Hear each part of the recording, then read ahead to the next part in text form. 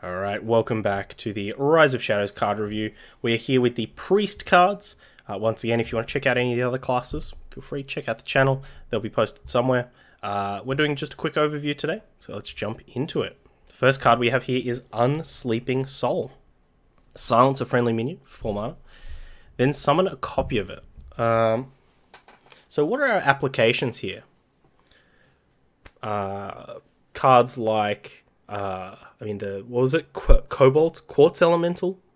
The, 5 mana, 5/9 or something. Can't attack unless it's damaged. Can't attack if it's damaged, rather. It's pretty good with that. We can get big stats. I think we want to look at more large statted minions. Or minions that have some kind of disadvantage. However, in the past, these types of self-silence effects have really required a specific meta and some specific card choices in order to be good. Who knows if that is the case at the moment. Next card, Convincing Infiltrator. It's a 5 mana 2/6 with Taunt. So a little bit expensive for those stats. But Deathrattle, destroy a random enemy minion. This is like a smaller version of Obsidian Statue. It's a good Deathrattle to have. Yeah, this card could actually put a bit of a stonewall on your opponent if your opponent's not going wide, per se, and they're going more... Well, if they're going wide, running into a 2/6 is probably not what they want to do. If they're going for individually large, strong boys, big strong boys, then it's tremendous against them. So, yeah, I actually like this this card. The only thing that gets it, that concerns me is that it is 5 mana, and yeah, for a 2/6... we're usually used to paying a bit of a cheaper rate for that. And generally, when we get into new expansions, and there are a lot of aggressive decks around, they're usually packing the Spellbreaker. Next card here, Hench Clan Shadequill, a 4 mana 4/7. On Deathrattle, restore 5 health to the enemy hero. So this is the type of card that we want to be targeting with Unsleeping Soul. Outside of that, I mean, restoring 5 health to the enemy hero in a control deck is totally fine. We've seen this with the Corrupted Healbot before, the 5 mana 8/8. So I think that if there are controlling priest decks out there that need a board control piece that isn't weak to silences, like Twilight Drake, the Shadequill could be pretty good. And who knows, maybe there'll be a combo where you can use some of the health inverting effects to do some damage. Next we have one of the priest legendaries. It is Katrina Muerte. At the end of your turn, summon a friendly minion that died this game. So this is kind of Kel'Thuzad light, but you don't have to kind of trade in on the turn that you play them. 8 mana 6/8, pretty reasonable stats, good booty on that one.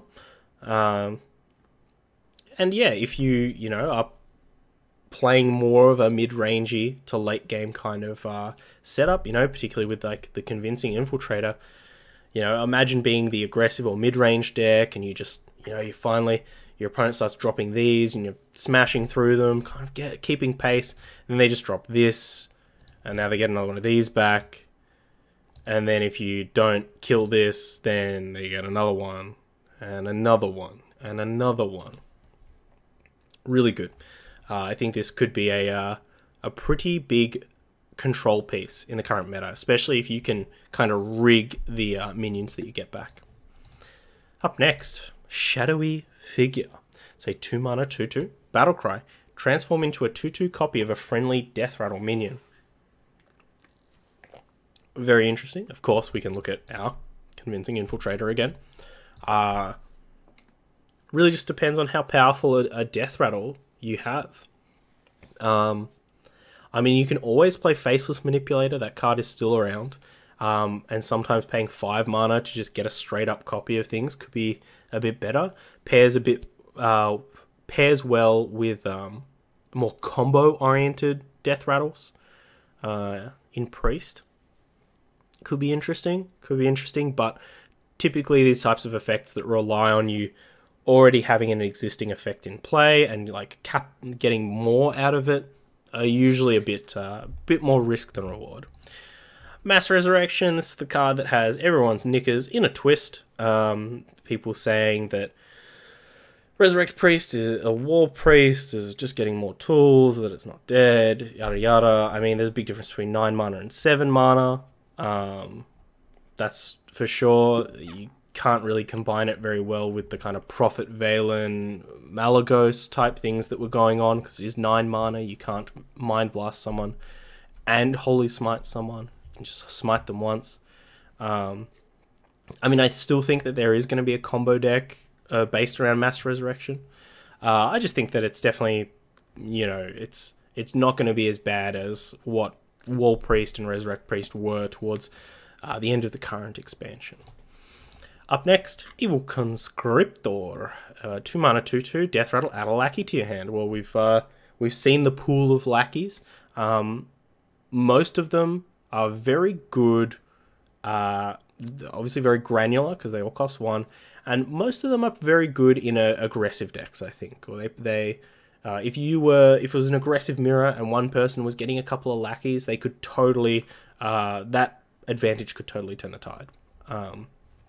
2 mana 2/2, not great stats. Hopefully there aren't too many 2 mana 2/3s in the format, because that's when these types of cards get really bad. But yeah, I mean, maybe an aggressive priest deck or a mid-rangey priest deck, this is a card that they would want. On to the next one. Another priest legendary. It's Madame Lazul. You get the card back. Not the card back, the hero for this, if you did the big pre-order for Rise of Shadows. It's 3 mana 3/2. This is also spoiled quite early on. Battlecry, discover a copy of a card in your opponent's hand, which is tremendous. I think it can't really be understated how good getting that scout off is. I think one of the big problems we had with Chameleos is that people maybe overvalued that scouting information, and they also, you know, just because you see what your opponent has in their hand, doesn't mean it's a card that you would want to play necessarily, or that you'd want to play your Chameleos as. My fave for sure. Yeah, Basil, I think this is probably my favorite priest card, this expansion, at least. But yeah, you get to see 3 cards in your opponent's hand. You get to pick the one that is most relevant to your deck or your situation at the time, and you get a reasonable body out of it. I think there's nothing to hate about Madame Lazul. Obviously, kind of not great stats, but I think this card is probably going into a lot of decks that don't exactly care about the stats. On to the next one, Lazul's Scheme. So 0 mana, reduce the attack of an enemy minion by 1 until your next turn, upgrades each turn. So if we hold this in our hand, have it in our opener, hold it for 5 turns, we can reduce someone's attack by 5. Yeah, I think it's great. I think that we've already seen, there was a period of time when Humility and the creature version of Humility, the 3 mana 3/3 that reduces something to 1, there have been periods of time where these cards have actually been viable removal. When there's a lot of like big minions in the deck that are just, you know, where like a mountain giant or something like that, where you're totally happy to just completely neuter it and then keep doing your own thing and let it chip away at you. So I think Lazul's Scheme could be pretty good. The only concern is that it's a terrible top deck. A truly terrible top deck. So yeah, I mean, I hope it sees play, especially a 0 mana spell. Can do some miracle things with that, but yeah. Last card here, Forbidden Words, another 0 mana spell. It is part of the, I guess, Forbidden cycle that we originally saw in Old Gods. Spend all of your mana, destroy a minion with that much attack or less. So if we are, you know, using these Humility kind of effects, they pair kind of well.